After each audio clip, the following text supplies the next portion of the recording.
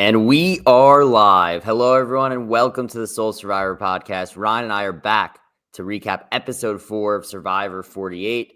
How are you doing, Ryan?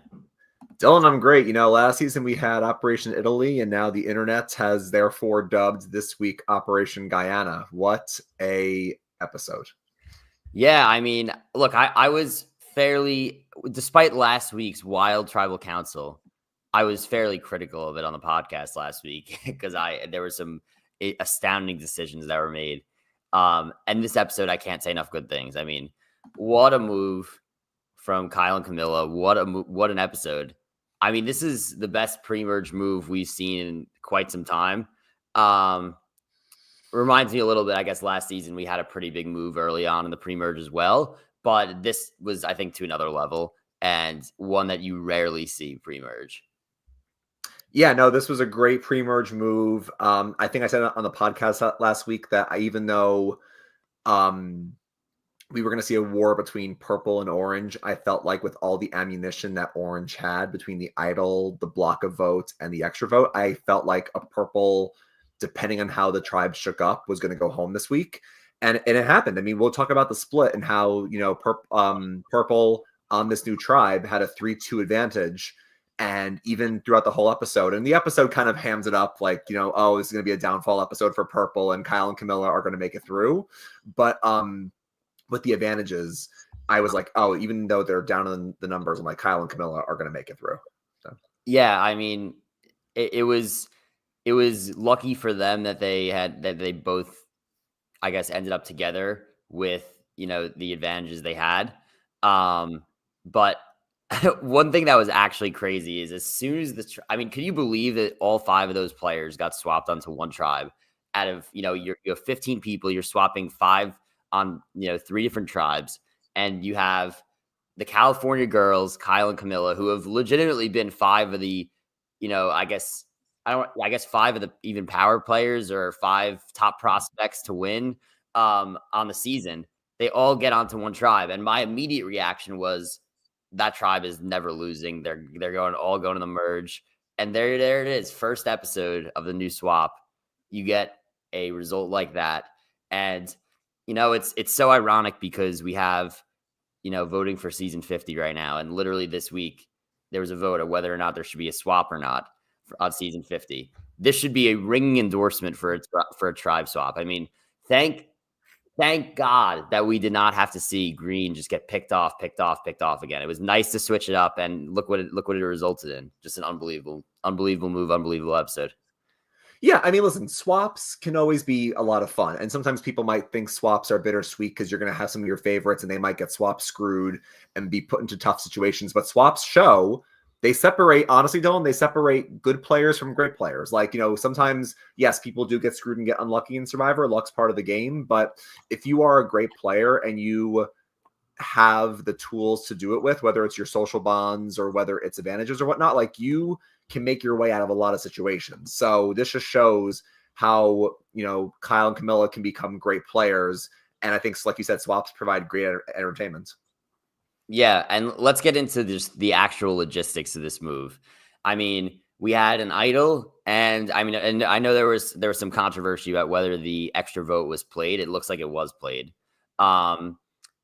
And it was used to absolute perfection. And the crazy thing here is, like, I see a lot of people mentioning, like, oh, Thomas had to steal a vote. But, like, put yourself in Thomas's shoes for a second. Like, in your mind, you're like, I have a steal a vote, up 3-2 advantage. Like, you're not thinking, unless somebody else has an advantage for sure, you're not thinking like, yeah, I'm going to use this steal a vote just to make sure I'm here tomorrow. Like, the absolute worst case scenario is that Kyle and Camilla, not only are lying to you and have perfectly played off that they're in an alliance and that they're each other's number ones, they're perfectly playing off that they also have no advantages. And, you think you're easily getting through. So I think it's a very hindsight, 2020 Monday morning quarterback move to say Thomas should have used the steal vote. Like, obviously he should have, but there was no way for him to know it was coming. Now, in terms of Kyle and Camilla, I mean, there were so many logistics to go into it. First of all, knowing that the whole acting job was unbelievable, and knowing all the votes were going to go on Kyle so that you could use the idol on Kyle, and then also, Camilla giving the extra vote to Kyle, and then this way it potentially protects them getting screwed over if there were to be a tie, because if there were a tie and Kyle, could revote, let's say, and use both extra votes again, then it could be a 3-3 deadlock. Both of them would be safe. And then one of the California girls goes home anyway. So it was an absolutely just mind-bogglingly perfection move early in the season from two great players. Yeah, no, early masterclass. And I think that's a lot of great points because number one, like you said, Thomas could have used his steal vote. I understand why he doesn't. He actually has said in post exit press that he kind of in the new era sees himself a little bit more old school, which is interesting because I do think Thomas was kind of a fun villain, and I've actually seen a lot of people want to see Thomas get another shot at some point, but because I do think he has potential. But I mean, he was saying like, I am kind of old school where, I could use it. I didn't think I needed to, clearly, but I could have used it. But then I really lose a lot of trust with Joe and Shaheen because I, pretended that I didn't have anything. And Camilla kind of already blew up his spot. And Camilla, by the way, is an expert at just throwing people under the bus. First Charity, now Thomas. So he didn't want to lose that trust with them. And also, in terms of order of operations as well, like if I believe Thomas has to steal a vote, like kind of like Stephen Fishback, he has to steal the vote prior to the votes being cast. So if he does that, that's going to obviously, he doesn't know this, but that's going to trigger Kyle and Camilla to then use their extra votes. So they were in a tough spot, the California girls, to begin with these advantages. But I can kind of see why he would consider not using his steal of votes. But yeah, Kyle and Camilla thinking ahead to give Kyle the extra vote in case of a vote steal and to kind of know that they're going to put the votes on Kyle. Really, really well done. And it almost still seems like unspoken in a way. Like they seem to have a bond that was formed on the old Orange Tribe, because I remember back when we first swap and they get back to their beaches, almost immediately Kyle and Camilla were like, yeah, no, we're not really close. And Camilla's like, Kyle, we haven't really talked game. And Kyle immediately was like, yeah, no, we never talked game. Like you were kind of like on the outs and stuff. Like they immediately seemed to pick up on what the plan was. And I feel like, yes, maybe there was a confessional we didn't see where they were going to plan out that script, but it seemed like it happened pretty quickly. So they were kind of in lockstep the whole time. Yeah, wildly impressive. Like I can't say enough good things. Camilla was somebody that I think I texted you and my brother preseason that I really liked their pregame press. Same with Kyle, but I expected big things, and we're getting big things from both them early. Now in terms of Thomas's downfall here, I think, it's so ironic that and Survivor is super good at always tricking us with the edit. And no matter how many times we watch Survivor, there's always some things we'll pick up on, but a lot of things still they will trick us to this day. And I felt like that when they kept going to Thomas saying that, I haven't told anyone about this advantage, I haven't told anyone about the journey, I thought it was going to be some big reveal later on in the season where nobody knew. And it turns out that was his fatal flaw in the game. I think if you could point to a spot that Thomas could have done differently in order to potentially save himself or potentially not go home this episode, it was that he lied about the journey and the advantage, and it was kind of figured out, right? So I think, you see like somebody like Mitch who tells the complete truth, right? And then you have polar opposite like Thomas, who does not tell the truth, says he didn't play. And then because Star and Camilla spoke on the sit-out bench, which again, super creative by Camilla to try to piece all that together, which is something that if I were out there, I honestly probably would have never thought of. But pieces it all together that Thomas is lying because she is pretty sure that Mitch is, telling the truth, especially because he just admitted that he has the advantage. So she kind of knows that Mitch is telling the truth. So she figures out that Thomas is untrustworthy. And then the other thing is like Thomas is kind of in a tough spot because if he plays the steal a vote at this point, it will, be pretty clear that he lied to Joe and to Shaheen. So it's like, Thomas, if there was one spot that he did go wrong and could have for sure prevented this, it was that he, in a way tried to do a little bit too much too soon. And I don't think it's uncommon to not want to tell anyone, but given the fact that there was a tribe swap here, he gets a little screwed by, not telling the truth. And that's a great point. And that's, I think, a really underreported thing that we never, like you said, we sometimes forget about the sit-out bench. Now, I know that doesn't come into a lot of like moments in Survivor. It comes into play sometimes, but you sometimes forget you're going to have people on the sit-out bench. And maybe in the old days, like back in the old school, like for example, I'll think back to like heroes versus villains. Like Randy and Rupert on the sit-up benches are not talking strategy. They're not chatting back and forth. That's more of a new era thing. But I think in the new era, like you mentioned, you got to be cognizant that people are playing a lot harder. People are talking. And yeah, I also would not have considered if I'm at Thomas and I'm in that challenge in the water that Star and Camilla are talking. It's like, hey, how did Mitch's journey go? Because Thomas told us he opted out, and Star's like, oh no, Mitch. No, wait, I know I had that wrong. Who was it? On the sit-up Star. bench? I'm sorry. Yes, I'm sorry. Camilla says to Star, hey, how was Thomas's journey? Because Mitch told us he was forced to Yeah. play. And Star goes, oh no, Thomas had the chance to walk away. So yeah, you never know when people are going to talk in a challenge. And by the way, I don't think it's just confined to the sit-up bench. For all we know, like, let's just say two puzzle people are doing the puzzle. People could be talking behind you. You never know when people are talking. So that's why, Dylan, I think, if we ever go play, I think I honestly, and maybe this is, a little bit too naive, I feel like I can't lie about the journey. Now, maybe I'll lie if I like whether I get something or not. But like the whole part about like, having to risk my vote or not, like the game itself, I can't risk lying about any of that. Cause like we see, you lie about that, it really kind of puts a tough spot in your game if people can kind of like, contradict what you're saying. So I feel like it's really hard nowadays to lie about a journey unless you're going to lie at the very end about like, oh, I got something or I didn't get something. You kind of have to just be forthcoming with like what you did up until that point.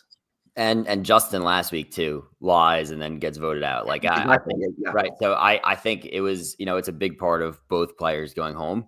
But yeah, this is going to be, you see, I think it's a little over exaggerated these days in the new era. Like when one tribe goes to tribal and then the other tribes find out who goes home at the challenge the next day, and everyone like has a big reaction. Like me sitting at home, I'm like, what are they having a big reaction for half the time?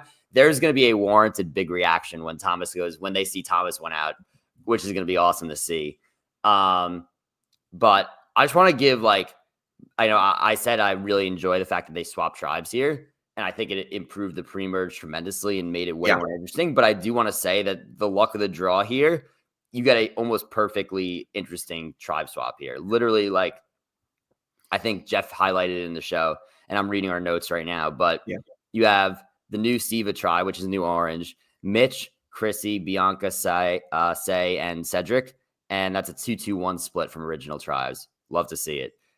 New Laggy, purple. David, Charity, Star, Eva, Mary, 2-2-1 again, right? Love not having like a 4-1, right? That makes it for boring vote usually.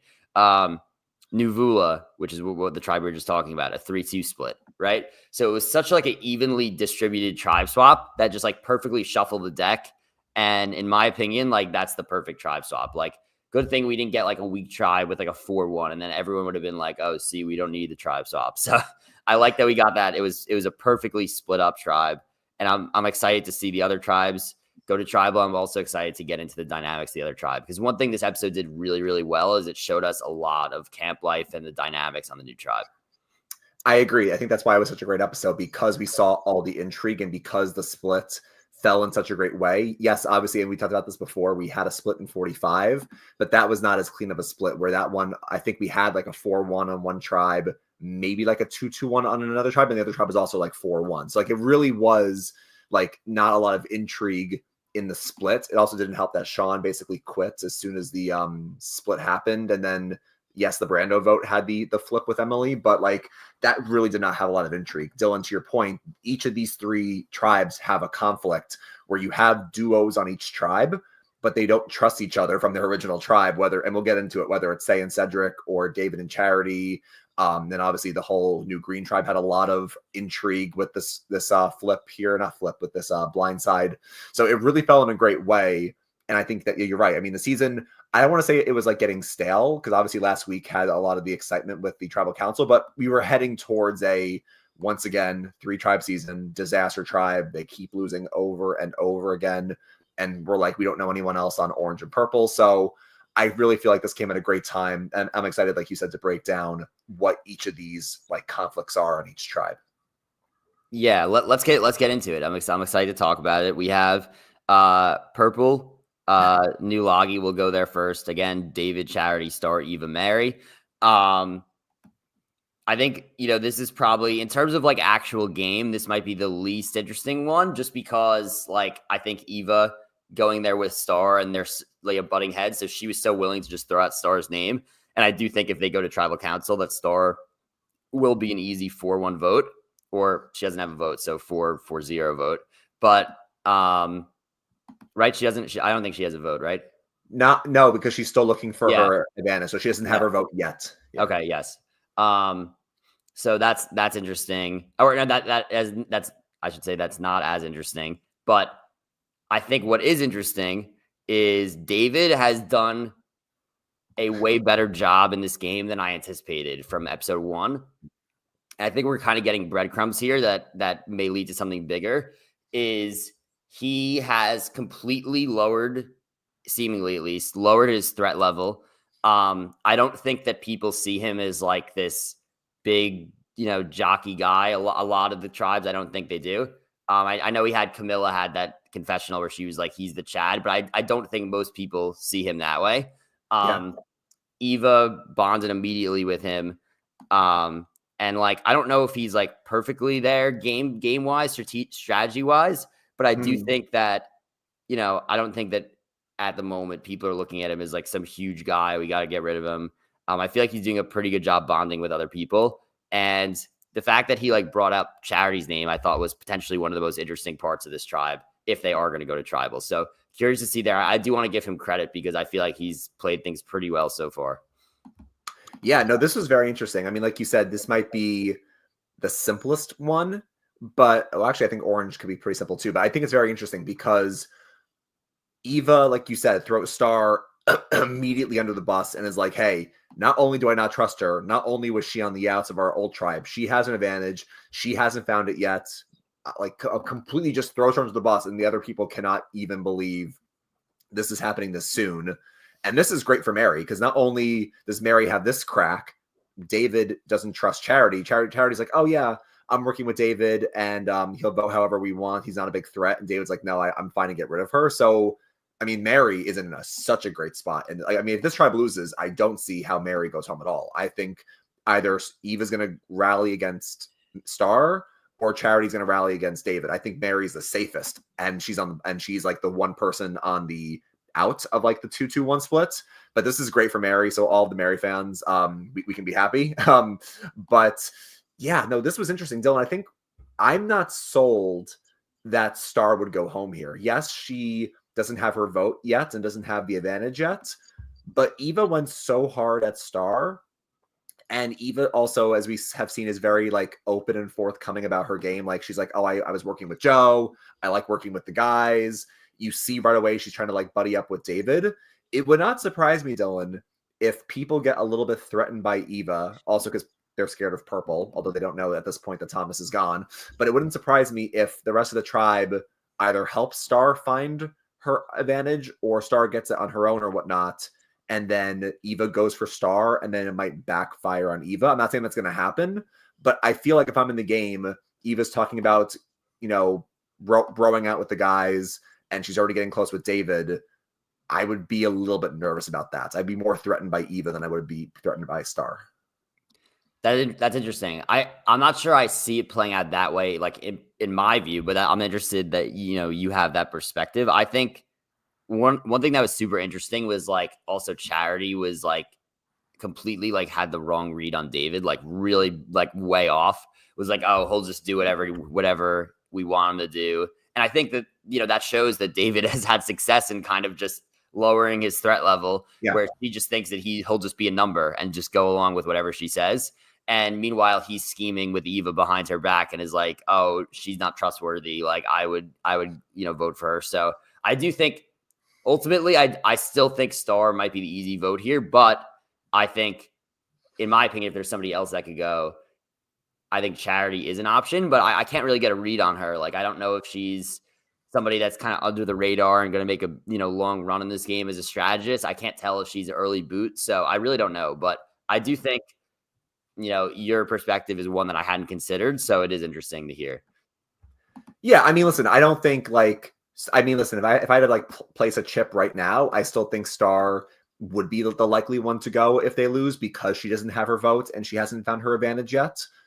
So I think she would be my choice if Purple loses next week. But I'm just saying it wouldn't surprise me if like they lose, Eva continues just to throw her under the bus, and then the other players go, like Stars like really like kind of on the outs here. And if Eva's as close with the guys as they're saying, maybe Star is kind of safer for us. So I feel like it could happen, but again, that's going to require Purple losing, and it's going to really depend on whether or not Star finds the advantage with or without the help of other people.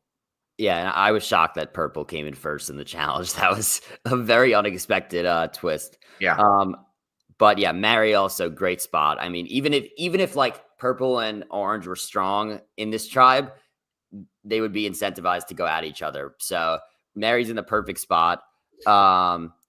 She is. I don't want to jinx it, but I think she's set for. I think she's gonna make the merge. Now let's get into the other swap that we did not talk about. The other tribe that we didn't talk about, which is New Siva, Mitch, Chrissy, Bianca, Say, and Cedric. I thought this was like kind of a really interesting dynamic because it was almost the opposite of what we saw on Purple, where yeah, it was like David and Charity were like acting like they're going to work together, but they don't actually look like they want to work together. And yeah, then on this hand, you have Chrissy and Mitch, who hadn't worked together at all on the original Orange Tribe. And now they're like, all right, like we got to put our differences aside. We're coming together to get out of this together. We're going to work together and get, to the merge. So that was interesting. I think they're going to be pretty strong. I don't see like either of those players being the type to like lie about that. I think they're going to be a strong two within this tribe of five. And then you just have a complete mess from here on out. You have Bianca, who is the one Purple. Little does she know, she just also lost her number one ally in the other vote. yeah, And then you have Cedric and Say, who like are kind of together, but Say really has no interest of working with Cedric anymore because he basically wrote her name yeah, down twice, and tried to vote her out until she convinced him to keep her. So um, it was funny because Bianca was like, "Oh, I want to work with you guys. I want to work with Cedric," and it would have been the easiest 3-2 ever. And Say kind of just turned it down and was like, "I don't know if you should, want to work with Cedric. Like, get a vibe for yourself," which is really, it is interesting. I do think that in a perfect world in Survivor, you have players who do play a little bit more emotionally. Some players who do play more emotionally than strategically, mhm, because you get, more like random stuff happening. And seasons that are all strategists, people call quote unquote game body. This is the perfect example, Say and Cedric, of players who just they're playing so emotionally at times. In my opinion, I understand it from Say's point is like, well, Cedric tried to vote me out. But I really do think like you just take the 3-2 here in this scenario and like just work with Cedric just through until you get to the merge, and then you could cut him. But I really don't think Cedric is turning on Say 2 times in a row, especially after that emotional tribal council where he decides to keep her. So I think it's a pretty big misread by Say here, and she should just go with the 3-2. But I do think it makes for an interesting dynamic, which is why I say I want emotional players in the season, right? yeah. So that'll be super interesting to watch. I think Say is so entertaining. I mean, I have some friends that like obviously Dylan, like we watch, your brother watches. I have a lot of other friends that watch, and the people are kind of like 60-40 split on like, Say is like, they find her to be a little bit much on the show.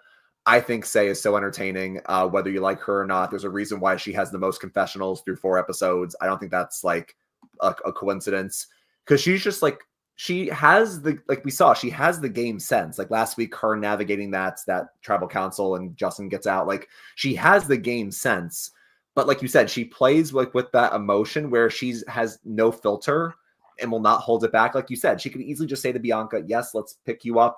Let's go. Let's get out Chrissy and Mitch because they seem tight." Also, now that Thomas is going to be gone, Bianca, I think, will especially want to work with them because now Orange is going to have the numbers overall. So yes, they could just pick Bianca up and have a 3-2. But like you said, she doesn't trust Cedric for good reason. Cedric wrote her name down twice. she even says to Bianca, like, go feel him out before you want to work with him. She's just so like just transparent and honest. It's refreshing.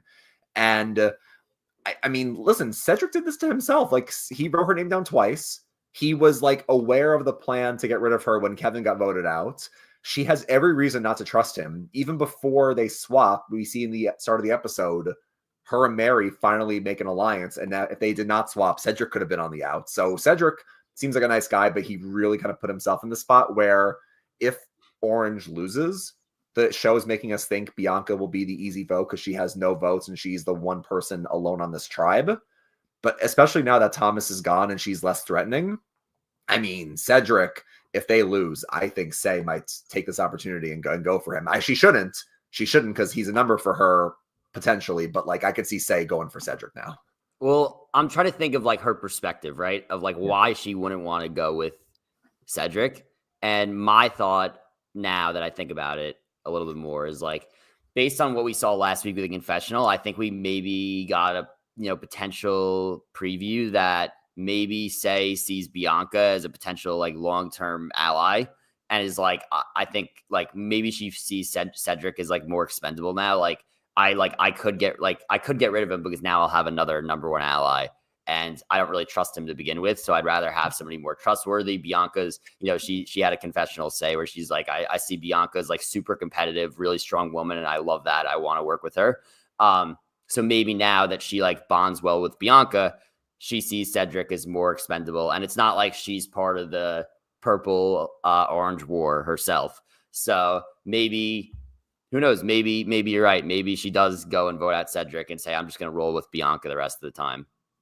And maybe for when if they were to merge in 2 episodes from now, let's say, then maybe she thinks that if she doesn't have Cedric there, and is more of just like a kind of free agent, then maybe that'll help her game because she won't be seen as part of a strong pair. So interesting, I guess. I'm trying to think of just how she could be thinking potentially, but I guess she could go a different direction, a bunch of different directions. Yeah, I think my read on it currently is that because I do think even though Say comes off as very classic. Yeah, I know, trust me, I know. Classic New York City. We got sirens all over here, but it always happens. Yeah. But yeah, no, my read on the situation is that because Say, even though she does play, very openly and transparently, I do think she has that game sense. So my read is that she won't go for Cedric because Cedric is a number for her. I think now that Justin's gone, I don't think Cedric's going to want to keep flip-flopping with her because we even saw with the Kevin Trouble Council that Cedric really does trust Say, kind of sees her as a daughter in some ways. So I don't think she will go for him because I think she knows that he's not going to keep like voting her out. But I feel like whether it's on this split or like you mentioned at the merge, if Cedric's name comes up, I don't think Say would stand in the way of it. I think she might be like, okay, Cedric goes to Cedric. I think she would kind of like just like push herself out of the way and be like, if it happens, it happens. I don't think she's going to be the one to actively go for Cedric. So if this new Orange Tribe loses, yeah, Bianca is still on the outs. But I think, as you were mentioning, Say might be wiser to realize, okay, Purple just lost a number. Bianca just lost an ally. She's feeling desperate. Orange seems pretty tight. Maybe we should kind of scoop up Bianca and go for Orange. Yeah. It'll be interesting to see what happens there as well. We kind of already spoke about the Green Tribe, so I guess we could talk about the dynamics going forward there, right? Because now it's no longer a 3-2. We have a 2-2. You have, only 2/3 of the California girls are left. Joe and Shaheen, and then you have Kyle and Camilla. Yeah. I don't think I'm jinxing it. I don't see how that tribe goes to tribal again. I don't. They just lost. I don't see it.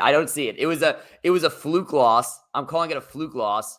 I don't think they're going again. They have, in terms of just like strength, I don't see how it happens. And they're not making the mistake of not putting Camilla on the puzzle again. So I want to make the prediction that those 4 are fine. I don't want to jinx it again like I did last episode. I think that tribe will end up being fine for the rest until the merge. But if they were to go back to tribal council, I mean, there's no advantages left on that tribe. So now you have right? I'm correct. Yeah, all the advantages Yeah, are yeah, yeah, because it was just the idol and the extra vote and the vote steal, and steal votes out of the game. all three are gone. So yeah, it's just a 2-2.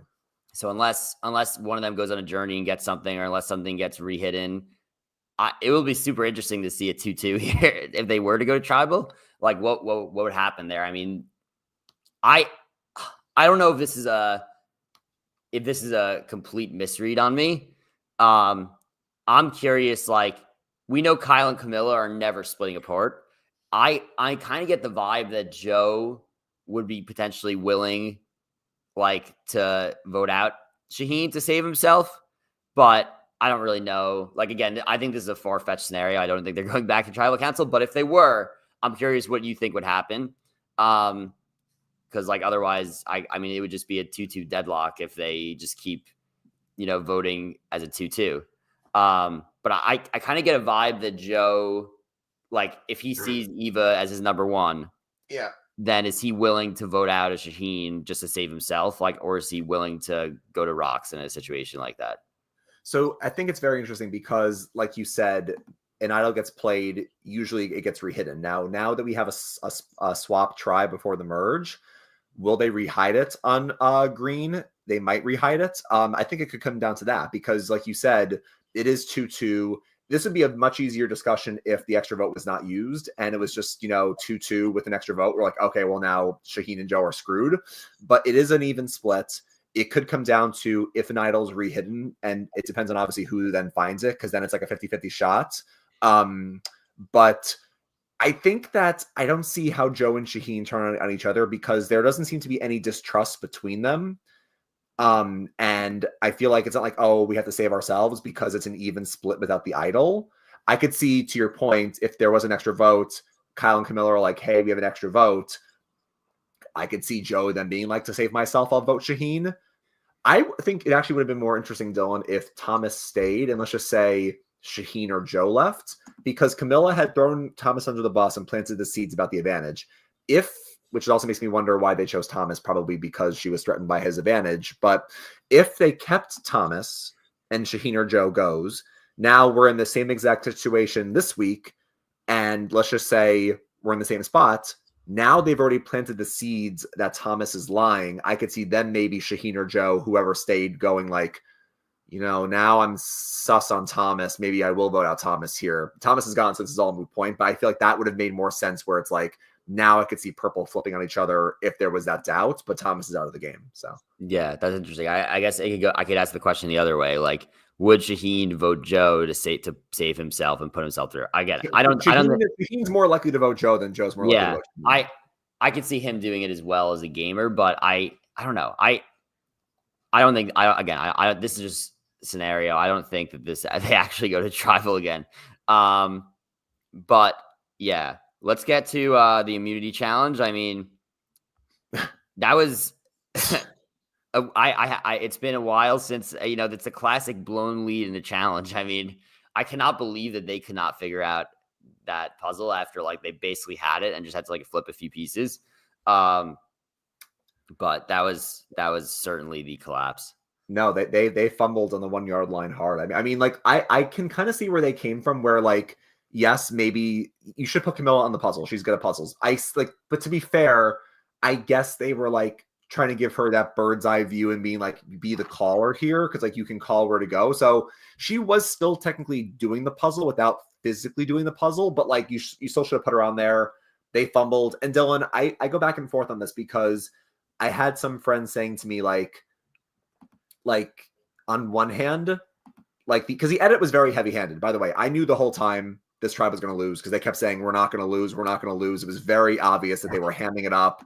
Not only that, you knew purple was going because in tribal council they played the whole like emotional sad music. Camilla, what has this journey meant to you? Kyle, what has this journey meant to you? Yeah, like, they're hamming it up. It's going to be like a blindside. It was very obvious the whole time. And I had some friends saying to me that because it was obvious, it was predictable. But I feel like when you have a downfall episode, like Purple had a downfall, it's almost more satisfying. Like, last season, Rome had his downfall. You knew the whole time Rome was gone, but it was kind of like satisfying. Kind of like in San Juan del Sur when Drew Christie goes home, like that's like extremely obvious that he's going home. Sometimes when it's like that obvious, but it's like a fun, satisfying ending, it kind of makes it more enjoyable. So yes, I kind of knew either Thomas or Sheen was going to go the whole time, but because they were so confident they were going to win this challenge and they fumbled so hard at the end when you thought they had it, they were the first there, they were doing well, and then the puzzle was not right. It kind of made it more interesting. I'm on the same page as you. I feel like in a downfall type episode, I don't need like a shocking reveal. Almost like it is satisfying to me. Like the whole process of it happening to me is a shock, right? So it's like I don't need like if you told me before the episode that Thomas was going to go home, I would have been like, no way. So I don't know. I'm fine. Like seeing it develop kind of in that way throughout the entire episode rather than just have like a shock. And then you're like, oh, how did that happen? Like we saw literally exactly how it happened. And that's why it wasn't surprising at the end. But I would rather in this scenario would rather just, see each step to how it happens and then be like, oh, that was satisfying to see it all pay off in the end personally. Yeah. So I see what you're saying. Yeah. I mean, I could see the perspective of like, again, and this is the we say this all the time. The problem when you're big fans like us, you know how to read the edit. Like how to read the edit, what's going to happen. So when they're saying before the challenge 2 or 3 times, we're not losing, we're going to break the curse of this green beach. Like we know what's going to happen. Maybe casual viewers get tricked, but we know what's going to happen. But it's especially more funny when you're at tribal council and they're playing the really sad music and they're like, what has this meant to you? That's when you're like, okay, they're really, really hamming it up here. So yeah, I mean, I still thought it was a very fun episode. I think people overall thought this was the best episode of the season. And because of the split, we have a lot of intrigue going forward. Because like you mentioned, we're either going to have Green lose again, which you don't think is going to happen, but it could happen again. That's a 2-2 pending an idol. Purple, you have, two groups not trusting each other with Mary. And then you have Orange with, now say not trusting Cedric. So it's like every tribe now, if they lose, has some intrigue to them, which is fun. Yeah, I'm excited. Last part of the podcast, let's get to the Survivor 50 vote. Yes. Another vote goes live for the fans for Survivor 50 with three things to vote on. The Final Four challenge, which awful. I could not think of 3 more boring. And by the way, I think I voted for the wrong one. But like 3 challenges that like, okay, Samotion, fine. If I have to pick one, I'm sure. Samotion is a classic final challenge. But these are all recent. Like you can't give me the final challenge from season 1, or you can't give me something from early on. They got to be like all these. I don't know. These are just really boring last choices. The option A, which is the pinball and then puzzle thing. Yeah. That's the most boring final challenge ever. I would never vote on that ever. Option B, which was, I believe, the Survivor 47 final challenge with the bat puzzle at the end, doesn't do much for me. It was an easy vote for Samotion for me, and simply because it's a classic, right? But like you said, option A and option B should not have even been choices, honestly. It should have been Samotion paired with like a huge maze from like that they used to do in like the early seasons, paired with like something else. Like you said, another classic. So voting choice is not great, but to me, Samotion was an easy vote. Yeah, the problem with option B is like, some people, and I know you're a fan of this, want like a big epic scale final challenge, which I like as well. The problem is option B, that could be, you could tell me it's a final 6 challenge and I would believe you, or a final 8 challenge. That's like a nothing burger of a challenge. You want like the final challenge from like Heroes versus Villains with the blindfolded maze, or you want the Redemption Island challenge with like the giant temple. You want like the spectacle of it. That's what you want for a final challenge. Or to go the opposite way, you want a classic endurance, like putting the hand on the idol, or like the Palau challenge with the buoys in the water, like a really epic endurance. You want like either that endurance, or you want the epic spectacle. You don't want this middle like obstacle course puzzle. Yes, emotion is kind of endurance, but it's not really endurance. It's like more like focus and dexterity. So look, I mean, they're putting us in our hands, but like these are really just choices. Agree. All right, let's get to the advantages vote, which Ah, I, I'm gonna read out all three choices and exactly what it says. But to this day, right now, we can discuss it. I cannot tell you what any of them mean, but we will go. Minimal power, the first choice. I want advantages to be rare and limited in power, forcing the players to rely primarily on their strategic, social, and physical abilities. Next choice, strategic power. And this is what it says. I want advantages that are just powerful enough to create some uncertainty and risk, adding a layer of complexity that the players have to deal with, for the players to deal with. yep, Dynamic power.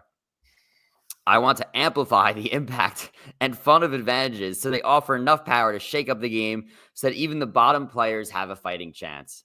So immediately reading this, I ruled out dynamic power because I'm like, all right, hourglass. Um, that's all I when he says shake up the game, bottom players having a chance, I just think immediately yep, hourglass and like beware advantages, and I'm like, get it out of here. Minimal power, I don't really know what that means. Um, I'm guessing minimal power is just like an idol hidden here and there. And that's about it. yep. And I'm guessing strategic power is like, to me, strategic power is like probably like the 30s, where it was like an idol would be hidden and like occasionally there'd be a twist or advantage, but like not really overdone like the new era. So I voted for strategic power. Ah, okay. So this, so this But one, I'm curious though, because you can interpret it differently. I think it's a very loose definition. I told you what I think each mean, but I could be completely off. So I'm curious to know what you think. yeah, to me, like out of all the votes we've had so far, and I know we still have one more to discuss with the swap, but if the one that's the most obvious overall so far is that we're going to get a live reunion in LA, that one seems like a slam dunk. To me, I don't want to say this is a slam dunk because I could see it going minimal or strategic, but I can tell you right now, dynamic is not winning. The fans are not doing dynamic power 100%. I can tell you that right now. So it's going to be minimal or strategic. I voted for minimal. I think I just want to see more of a classic game. I guess my interpretation, like you said, Dylan, is advantages like minimal power. I could see that being idols, obviously. Maybe like you can get yourself like an extra vote.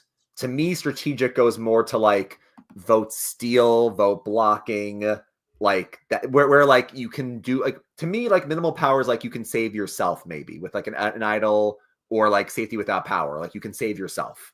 Strategic is like you can make something happen, like an extra vote, steal a vote, block a vote. Dynamic, like you said, is I don't want to go hourglass because Jeff said they'll never bring it back, but I see that more as like you really just like you flip the game. Like I think dynamic power to me is like idle nullifier. I think it's like that freaking thing in 42 where you can say to somebody, "Do you have an advantage?" Like that's dynamic to me. So I think yes. I mean, would I be okay with strategic? Sure, if it's like extra votes and block of votes, but I mean, I personally voted for minimal, and I think a lot of the super fans probably voted minimal. I would guess. I'm completely fine with it being minimal. Obviously, I minimal or strategic, as long as it's not dynamic, I don't care what I wins. agree. Yeah. Yeah. And then I think, especially after having this episode, I think it's a no-brainer. But to switch or to not to switch, in terms of the tribe swap, given the fact that I don't want to completely say for sure this is happening. Given the fact that it seems like they're probably going 3 tribe format again in 50, um, I think they have to switch. So it would be interesting. Maybe what if you switch? I would like to see them do. What if they have a switch to 2 tribes at some point? I would like to have them switch. I wish we could vote a little bit more specific stuff, but yeah, I think switch is the right choice. Yeah, I misspoke earlier. I think I'm most confident that the reunion is going to be like I know where that vote's going to go. I also believe swaps are going to be like the actual swap. I can't see people voting for no swap. I mean, to me, the only people voting for no swap are people that are more casual or people that are like, oh, I'm just learning their names. I got to learn all their names again now because they're on new tribes. I think most fans want to see a swap, especially after this week, like you said, because by the way, the vote was not like due by the end of the episode. You could vote the whole week. So especially like if I'm thinking like the producers and you want to like, now this is where I think they get a little heavy-handed.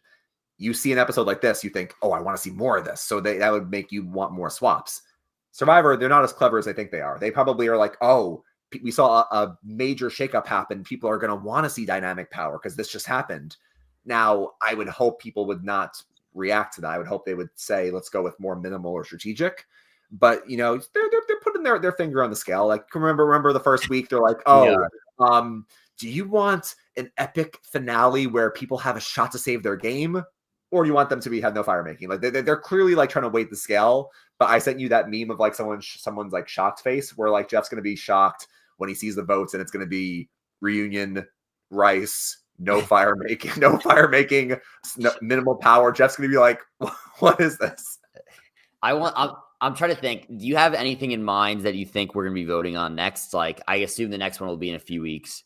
Yeah. Like, what else do you think we'll be voting on?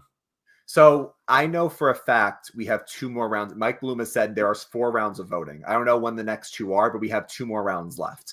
And each week we've had 3 or 4 choices. So in terms of what's left, because this would be a fun exercise, I guess an easy answer is like we can vote for idols or no idols. But to me, that kind of, we already voted for that with advantages. So maybe not. What else could we vote for? I would, and I don't think they're going to do this, but I would love, like we were talking about, to vote for can we get 2 starting tribes or 3 starting tribes. I don't think they'll do that, but I would love to vote for the starting tribes. And the big one that everybody wants is can we vote for a final 2 or final 3? That's what I would love to vote for. I'm curious what else you want to vote for, or what you think we have left. Because if we have 2 more rounds of voting, let's just even make it easy and say 3 more questions each. That's 6 more things we can maybe vote on. So I'm trying to think. Give me a auction or no auction. Yeah. Okay. That's easy. I can see that being one. Yep. I think I could see like a challenge type one where it's like instead of just Final Four challenge, it's like, do you want the challenges kind of like the advantages one? Do you want the challenges to be more reliant on physical ability, like the heroes villains type challenges where they're like a lot of physicality? Do you want it to be more like puzzle based or like strategy based? Like, I don't know. I could see something like that with a challenge question. I'm trying to think of what else that we would vote on. Final 2, final 3 would be a good one, I think. Oh, I could see to me this seems more niche, but I could see. Oh, this would be fun.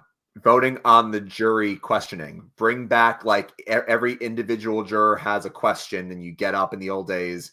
Or more of like this round table. Now, I'll give them credit. They've fixed it a little bit because I remember they tried for like a couple seasons to do the whole like let's have a group discussion on the outwit out play out last. That was really just boring.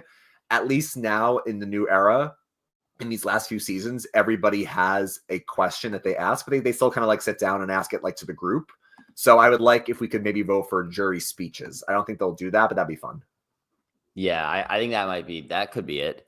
I'm trying to think if there's. But then again, Jeff has said like he doesn't want like villains. He doesn't want like negative moments. Like we're never going to see a Trish speech again. We're never going to see a Sue Hawk speech. We're never going to see these again. I would like to get them, but that would be fun. I feel like one of the votes is definitely 1 or 2 of the votes is definitely gonna be a waste of time. I think it'll probably be like some production based thing that's like completely irrelevant to the actual gameplay. Like they're gonna be like a vote on like how tribal council looks, vote on like I don't know. It's gonna be like something irrelevant to the actual game. You know what? Throw in a vote. Should we hide this idol at tribal council or not? I was just gonna say. After Adam's whole thing in Winners at War, I could totally see one of the votes being should we hide an idol at tribal, because that happened I think in like Survivor Australia or like Survivor South Africa, like in one of the other international seasons they did that. So I could see a vote for voting or having an idol at tribal. I thought of another easy one that would be a slam. Here's why you can't do that though. I think because all the players that are going out there are seeing the votes. So if you see that that's a question, you're going to know immediately, like, oh, there's probably an idol hidden in the tribal. True. But like, I guess if we don't know what it looks like, I mean, if they see that that's an option, they might be looking for it. But if you don't know what it looks like, listen, the vote could be like, not the vote. I'm sorry. The idol could be like, it's the pen itself. Like you don't know what, that could be fun, but you're right. They would see it. An easy one that I think would be a slam dunk vote would be voting on the merge, whether you have to earn the merge or a classic merge. Yeah. Slam dunk, just like classic merge, no earning the merge. That could be easy. Yeah, maybe they'll have like a reward challenge one where like should we do like should we bring back the sanctuary or should we actually have real rewards? See, Dylan, that's where we start getting into the memes and like the votes where it's like, can we get rid of the sanctuary where good things happen? We can get rid of that. We can vote for come on in, guys. Like we can vote for like some of the, like the meme choices. Yeah. Oh, loved ones. Oh, wait, Dylan, we forgot an obvious one. Bring back loved ones finally. That's an easy vote. Oh, I think that that's for sure going to be a vote. I think at least. Yeah. So yeah, I don't have anything else for this podcast. But yeah, I'm looking forward to next week, especially now after what we just saw the last week. So it should be fun, and I think the season is heating up earlier than it normally does in the new era. So I'm excited. Yeah, Dylan, I think we're on trajectory for last season. Where last season, I think we had a couple like fine first few votes with like John and TK and then Asia, but then we had the Genevieve episode 4 Keyshawn vote, which like, we love, and it kind of sparked that season. So I think we're on a trajectory where this season had some interesting moments, was fine so far, but now we're starting to heat up a bit. So I have some high hopes as well for the season. Yep, for sure. All right. We'll see you back next week for episode 5. Grab your torches and head back to camp. Good night.